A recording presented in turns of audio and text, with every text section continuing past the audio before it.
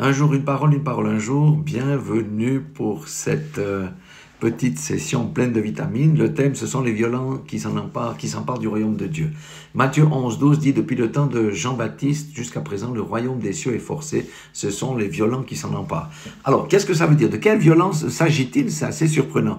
Eh bien, 4 points essentiels. Le premier, c'est la violence contre sa propre chair, qui se dresse contre notre esprit. On ne domestique pas sa chair, on la crucifie. Et Jésus a parlé abondamment là-dessus. Et cette violence, c'est en nous-mêmes. C'est un très, très grand combat. C'est à l'intérieur de nous que se passe cette lutte.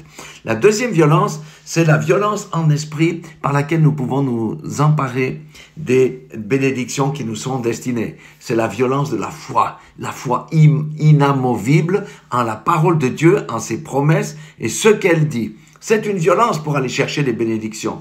Alléluia. Troisième, c'est aussi la violence en esprit, mais pour le combat spirituel. Car nous n'avons pas à lutter contre la chair et le sang, mais contre les dominations, les principautés, les esprits méchants dans les lieux célestes, etc. C'est pourquoi Dieu nous a donné une armure, l'armure spirituelle d'Éphésiens 6, les sandales de l'évangile de paix, la ceinture de vérité, la cuirasse de la justice, le casque du salut, le bouclier de la foi et l'épée de l'esprit qui est la parole de Dieu. Donc ça, nous devons savoir que nous sommes dans un combat. Aujourd'hui, si un chrétien n'a pas compris qu'il est dans un combat, il est déjà mort. Il est déjà mort s'il n'a pas compris ça. Alléluia. Quatrième élément, c'est la violence à ne pas céder par la peur, à l'intimidation de l'adversaire, à l'oppression de l'adversaire. Acte 14, 22 dit, fortifiant l'esprit des disciples, les exerçant à persévérer dans la foi en disant que c'est par beaucoup de tribulation qu'il nous faut entrer dans le royaume de Dieu. Ailleurs, il est dit persécution. Ça, c'est un mot que le chrétien n'aime pas entendre parce que tout est sucrète, tout est sucré. Mais la Bible est claire. Le royaume de Dieu, ce sont les violents qui s'en emparent et il y a aussi la persécution.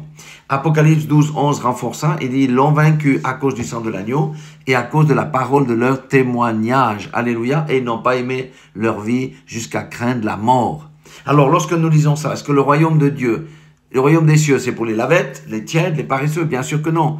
Frères et sœurs, il est temps de nous secouer, d'écouter la voix de l'esprit et de sortir de la torpeur et de la tiédeur. Il est temps de se lever, de fortifier sa foi et de combattre. Les temps sont mauvais. Comme j'ai dit, celui qui n'a pas compris qu'il est dans un combat, il est déjà mort même avant d'avoir combattu. Vaut mieux se préparer maintenant que d'attendre encore et encore. Nous avons le temps et de se trouver à un moment donné confronté à des combats très inégaux contre l'adversaire qui dominera sur les faibles. Voilà, le Seigneur nous exhorte véritablement à nous secouer. Frères et sœurs, nous ne devons pas ignorer la parole de Dieu et succomber à la facilité de dire de toute façon, je suis sauvé, je n'ai rien à faire. Non, tu as à faire quelque chose. Je suis sauvé, Jésus combat pour moi. Non, Jésus va combattre pour les nouveau-nés spirituels, mais toi qui es mature là, tu dois prendre l'épée de l'esprit de la parole et combattre. Voilà, soyez tous raffermis, soyez tous bénis. Dieu vous aime et je vous aime. Et Dieu nous aime pourquoi? Parce qu'il nous dit ce qu'on doit faire. Nous vivons dans un temps de tiédeur, de lourdeur, d'assoupissement et de grandes ténèbres. Il est temps que le corps de Christ se réveille et monte au créneau. Soyez tous bénis dans le nom puissant de Jésus-Christ de Nazareth.